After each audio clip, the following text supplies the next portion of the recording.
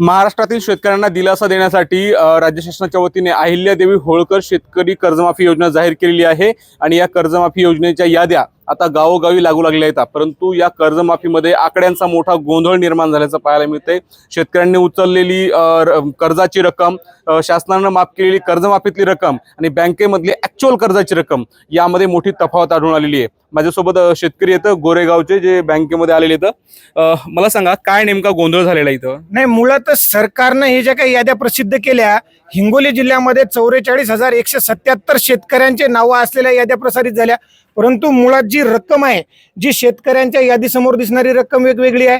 पोर्टलवर ज्यावेळेस तुम्ही केवायसी करायला जातात त्या ठिकाणी एक वेगळी रक्कम दाखवत आहे आणि बँकेमध्ये एक रक्कम दाखवत आहे। मग शेतकऱ्यांच्या मनामध्ये प्रश्न असा निर्माण झालेला आहे की नेमकी रक्कम आमच्या खात्यावर कर्जाची कोणती जमा होणार आहे?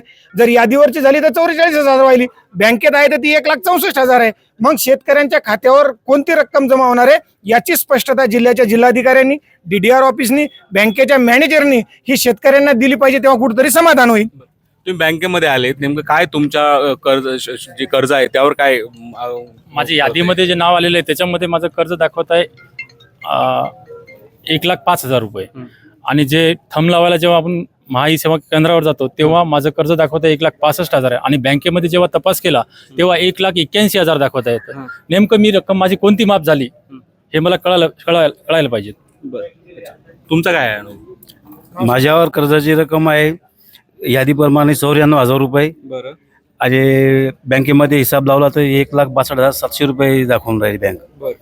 नेमकी मग रक्कम धरायची कोणती? अच्छा, केवायसी केली का? केवायसीवर पोर्टलवर सध्या उपलब्ध होईना ते। बरं.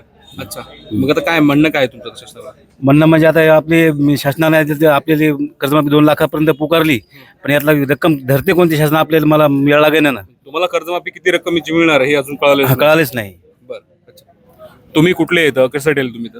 आम्ही कडोळीचे, माझं नाव प्रमोद शिवशंकर गांजरे आहे। बरं. आणि मी कडोळीचा रहिवासी आहे, कडोळीची शेती आहे माझी। मी इथं बँकेमध्ये आलो होतो की आता बँकेमध्ये मी स्टेटमेंट घ्यायला आलो होतो। जे शासनाने आपल्याला KYC करण्याचं अनिवार्यच केलेलं आहे, ते KYC करायला गेले असता तिथं माझी रक्कम 1,31,000 अशी दाखवलेली आहे आणि ते पोर्टलवाल्यांनी सांगितलं की तुम्हाला KYC करायची की नाही करायची, किंवा तुम्हाला हे स्टेटमेंट तुम्हाला मान्य नसेल।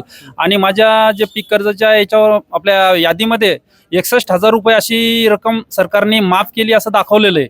आता 1,31,000 रुपये भरायचे तर म्हणजे माफ होणार की 61,000 रुपये असं यादीमध्ये दिलेले? जेव्हा कर्जमाफीची यादी जाहीर झाली तेव्हा तुमच्या नावावर किती कर्जमाफीची रक्कम? मी आता ही बँकेमध्ये मी जी स्टेटमेंट घेतलेली होती तर त्याच्यामध्ये मला 81,000 रुपये अशी रक्कम दाखवलेली, कर्जाची रक्कम दाखवली। कर्जमाफीची यादी जाहीर झाली त्याच्यावर तुमच्या नावावर किती रक्कम? 61,000 रुपये अशी रक्कम दाखवली। बरं. जेव्हा KYC चा प्रयत्न केला तेव्हा किती? त्यावेळेस 1,31,000 रुपये दाखवलेली आहे। बरं. आता काय तुम्हाला कोणची माफी मिळणार आहे, कोणच्या म्हणजे हे आम्हालाही असं कळालेलं नाहीये। आता आम्ही ज्यावेळेस KYC करायला चाललो, आम्ही KYC करावी की नाही करावी, KYC आमच्या मनामध्ये असा एक संभ्रम तयार आहे की आम्ही जर समजा आता आमच्या शासनाने जे यादी दिलेली आहे त्याच्यावर 61,000 रुपये अशी रक्कम दिलेली आहे आणि आम्हाला भरायची 1,31,000 रुपये, तर आम्ही मग वरची रक्कम आम्हाला सरकार पुन्हा आम्हाला खिशातून भरायला लावतंय की काय, हे आमच्या मनात संभ्रम आहे।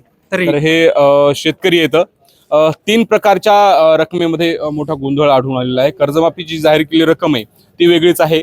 KYC करताना जी रक्कम शेतकऱ्यांच्या नावावर कर्जाची दाखवली जाते त्यामध्ये सुद्धा गोंधळ आहे। जेव्हा शेतकरी इथं बँकेमध्ये येतं आणि कर्जाची नेमकी आउटस्टँडिंग किती कर्ज आहे ते पाहते तर ती रक्कम वेगळीच आहे। त्यामुळं या संपूर्ण कर्जाच्या रकमेच्या ज्या आकडे आहेत त्यामध्ये मोठ्या प्रमाणामध्ये गोंधळ आढळून आलेला आहे आणि नेमकं यामुळे KYC करायची की नाही असा प्रश्न शेतकऱ्यासमोर निर्माण झालेला आहे। त्यामुळे हा संपूर्ण कर्जमाफीचा गोंधळ सरकारनं लवकरात लवकर मिटवावा आणि कर्जमाफीचा लाभ द्यावा अशी मागणी आता शेतकरी करू लागलीत। माधव दिपके, ABP माझा, गोरेगाव, हिंगोली।